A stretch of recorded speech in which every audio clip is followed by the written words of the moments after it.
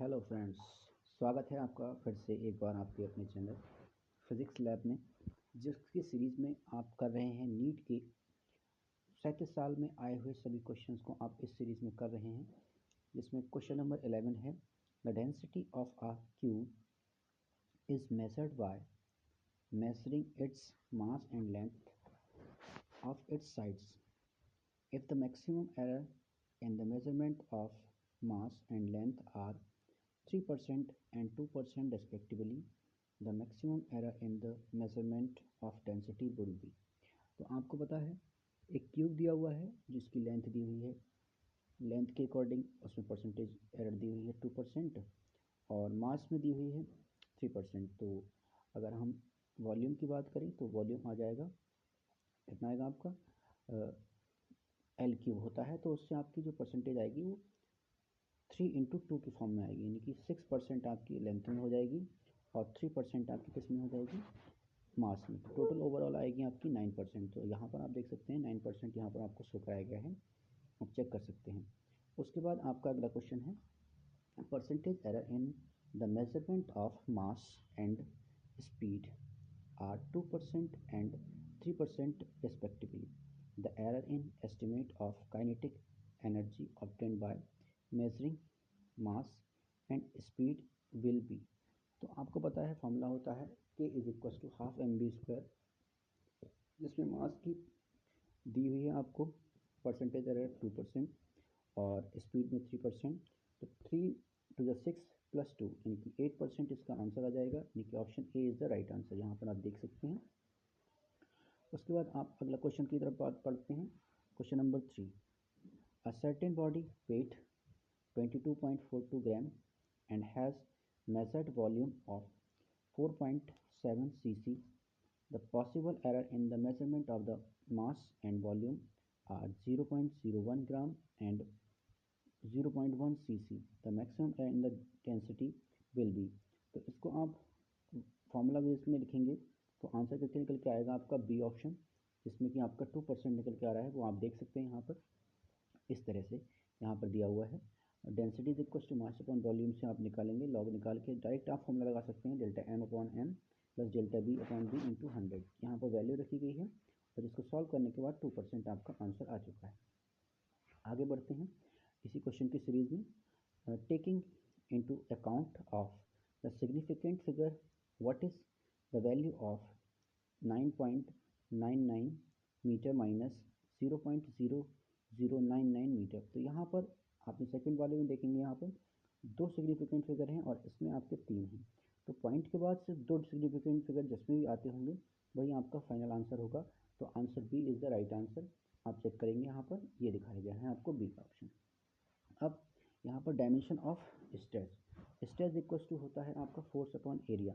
तो फोर्स की होती है ml t-2 और एरिया की होती है आपकी L²। उसको डिवाइड करेंगे तो ऑप्शन यहाँ पर आ जाएगा आपका D option is the right answer. Next आगे बढ़ते हैं इसी क्वेश्चन के आगे।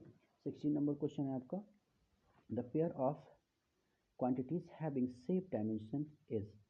पहला दिया हुआ है इम्पल्स एंड सरफेस टेंशन। तो इम्पल्स की होती है आपकी जो अब डायमेंशन होती है ml t-1 और सरफेस टेंशन की होती है mt-2, जबकि एंगुलर मोमेंटम की होती है ml² t-1 और वर्क की होती है आपकी ml2 t-2। वर्क और टॉर्क की यहाँ पर बिल्कुल सेम होती है ml² t-2 और ml² t-2, इसलिए सी ऑप्शन आपका बिल्कुल सही ऑप्शन आंसर होगा। यहाँ पर सी का ऑप्शन दिखाया गया है और बाकी सबके यहाँ पर दिखाए गए हैं अलग अलग, आप चेक कर सकते हैं।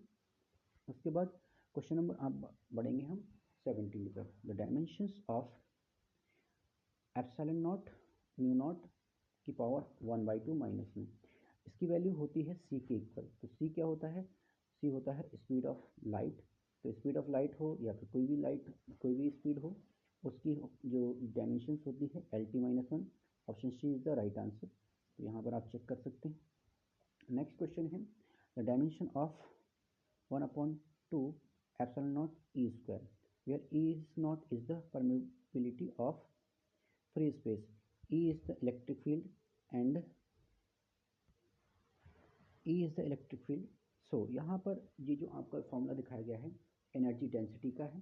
तो एनर्जी डेंसिटी बेसिकली आपकी क्या होती है, एनर्जी अपॉन वॉल्यूम। तो वहाँ से आपका निकल के आएगा ml-1 T-2। यहाँ पर ml-1 T-2 सिर्फ बी ऑप्शन में दिखाई दे रहा है, तो आपका आंसर हो जाएगा B.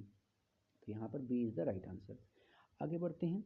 If the dimension of physical quantities are given by m की पावर a, l की पावर b, t की power c, then the physical quantity will be. Velocity में अगर हम a की वैल्यू हम 1 रखेंगे तो यहाँ पर वेलोसिटी में m होता ही नहीं है, तो ये कैंसिल हो गया पहला वाला हमारा। वैसे ही एसिलेशन के बारे में देखेंगे, अगर a की वैल्यू रखेंगे हम 1, तब एसिलेशन में भी मास नहीं होता है, वो भी आपका कैंसिल हो जाता है। फोर्स में a की वैल्यू 0 रख रहे हैं तो मास खत्म हो रहा है, तो वो भी नहीं होगा आपका। उसके बाद डी ऑप्शन अगर आप देखेंगे तो a is equal to 1, b is equal to -1 और t इज इक्वल टू -2। तो ये आपका प्रेशर का फॉर्मूला बन के आ रहा है, बिल्कुल सही है, एग्जैक्ट है। तो यहाँ पर आप चेक कर सकते हैं, D is the right answer. आगे हम बढ़ते हैं इसी सीरीज़ में।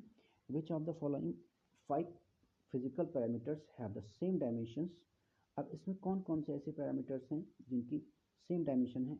Energy density, refractive index, dielectric constant, young's modulus of elasticity, magnetic field. तो इसमें आपको दिया गया है जो एनर्जी डेंसिटी है और यंग्स मॉडुलस ऑफ इलास्टिसिटी है, इन दोनों का आपका बिल्कुल सेम होगा। तो यहाँ पर option A is the right answer. यहाँ पर चेक कर सकते हैं, बिल्कुल सही आंसर आया है आपका ये। उसके बाद आप चेक करेंगे dimension of resistance in electric circuit in the terms of mass, length, time and current. तो आपका जो फॉर्मूला होता है V is equal to I R से, तो R इज इक्वल टू हो जाएगा V अपॉन आई। तो V अपॉन आई जो होता है आपका, V को आप लिख सकते हैं W अपॉन क्यू। तो उससे आप क्या करेंगे, जहाँ पर I की पावर -2 करके आ रही होगी वही आपका सही आंसर होगा। तो C is the right answer. यहाँ पर चेक कर सकते हैं, C is the right answer. आगे बढ़ते हैं इसी के आगे क्वेश्चन में। क्वेश्चन नंबर 22 दिया हुआ है, the ratio of dimensions of Planck constant and that of moment of inertia is the dimension of. इन दोनों की जो प्लैंक कांस्टेंट होता है और मोमेंट ऑफ इनर्शिया है, इन दोनों की अगर हम बात करें डायमेंशन किसकी इक्वल होती है, तो वो आप देख सकते हैं।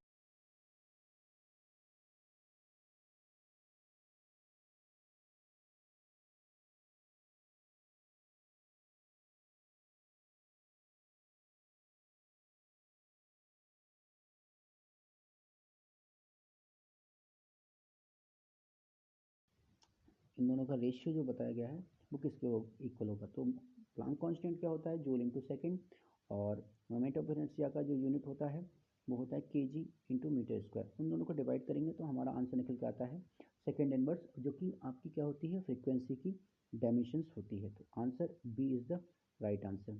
सो next question is the dimension of universal gravitational constant. तो यहाँ पर जी की वैल्यू पूछी गई है डायमेंशन फार्मूला की फॉर्म में। तो जी की वैल्यू क्या होती है डायमेंशंस की फॉर्म में, तो ये होती है m l3 t-2। Option A is the right answer. Option A is the right answer. Next question is the dimension of Planck constant equal to the, answer आपका सी है एंगुलर मोमेंटम। यहाँ पर देखेंगे एंगुलर मोमेंटम। इस तरह से आप question solve करेंगे आपके।